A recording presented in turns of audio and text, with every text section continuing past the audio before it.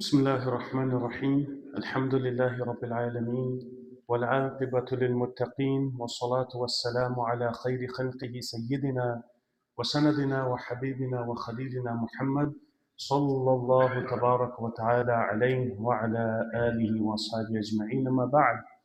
Respected brothers, elders, youngsters, mothers and sisters in Islam, Assalamu alaikum wa rahmatullahi wa barakatuh. Tonight, inshallah, we'll go over ayat number 78 in Surah Al-Nahl, which is in the 14th juz. In this ayah, Allah subhanahu wa ta'ala says, Wallahu akhrajakum min butuni ummahatikum. Wallahu means and Allah. Akhrajakum, He has extracted you, taken you out. Min butuni, min means from, butun means stomachs. And ummahatikum is the plural of which means mothers.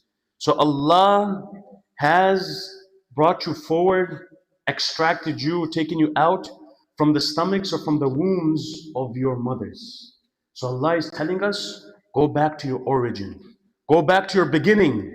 Why? This is how we humble ourselves. Sometimes we forget who we are or what our beginning was. And we look at our current success, and that our success is also given from Allah. That's the ironic part. That success is also from Allah. But this individual becomes boastful and arrogant and he forgets Allah. So Allah is saying, go back to your origin. When Allah took you out, min butun, butun from the wombs of your mothers. What? La ta'lamuna shay'a. Allah said, what was your quality? What was your sifat? You know what our quality was? La ta'lamun. La means no. Ta'lamun means to know. You did not know. Shay'a means anything. Kuch bhi nahi, nothing. You didn't know nothing. This is our origin and our beginning. We're fully ignorant, not arrogant, ignorant. We're fully jahil when we came to this dunya. Then Allah is telling us after that, listen to my bounties, Allah is saying. Look what Allah gave us. And we take this for granted. وَجَعَلَ, and He made. Lakum means for you. As-sam'a. Sam'a means hearing. Udhun means ears in Arabic. As-sam'a is used, it means hearing. Not just the ears, because what benefit are the ears when you can't hear? So Allah uses the word sama'. Allah gave us the hearing, ability to hear. Wal absara, the ability to see, sight. Not the eyes. Eyes are uyun in Arabic. Aynun, uyunun means eyes. But Allah used the word basar, absara, which means the quwwatul basar, the power to see. So Allah has given us our sight. We were nothing. Everything that, like whatever I am, my existence, actually our entire existence, from top to bottom, all is from Allah subhanahu wa ta'ala. Don't you ever brag. Humble yourself. That's what Allah is saying here. La sam'a wal absara wal af'idah. Af'idah is the plural of which means hearts. Allah has given us our ears, yani our hearing, our seeing, and our hearts, all created by Allah subhanahu wa ta'ala, and He given us as gifts. لَعَلَّكُمْ تَشْكُرُونَ. And what is the purpose of all of this? The purpose is لَعَلَّكُمْ, so that you are grateful to Allah.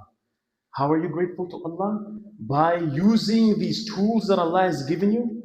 These tools of hearing, seeing, your hearts, our minds, our intellect. We use these tools, our body, to obey Allah subhanahu wa ta'ala, not to disobey Him. Over here, ulama have mentioned point number one. Allah subhanahu wa ta'ala uses the word sama'. Sama'. Sama' means hearing. Why? Because hearing is extremely important for guidance. If you don't hear, then you will not be guided. And this also, and for you to hear someone, this requires humility and humbleness. Because if you have pride, you have arrogance, and a person has this sarkashi in him, this rebellious nature, these type of people, they don't listen. When Qur'an is recited, they don't listen. You advise them, they don't listen. You tell them this is haq, they don't listen. They get angry. It's like, who on earth are you to tell me this is right, this is wrong? What is they start rejecting. So the point is, Allah brings hearing first to highlight the most important quality for us when we're seeking the truth is hearing first. First revelation was what? Did Allah reveal the Qur'an on the wall and the Prophet saw it and read it? No.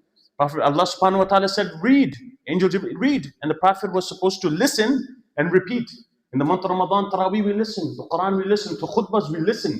The first and the starting point for hidayah is listening attentively and without any biases.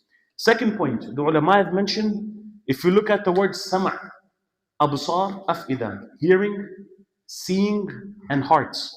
Sama' in Arabic, those of you who know Arabic, is used in singular form. It's wahid. Sama' means hearing, just one. Absar is in jama', plural form, which refers to sights, like seeing, a lot of sights. And then afida refers to a lot of hearts, not just one heart. Why? Why? The ulama have put another point, because hearing is the first step of guidance, and truth is one only. Haqq is one. That's why Allah used the word sama' to highlight to the fact your first step of guidance, and that guidance is only one. People have different perspectives. People have different ideas. People maybe misguidance and whatnot. But our job is listen attentively, and inshallah you will be guided. This is what Allah subhanahu wa ta'ala is highlighting over here.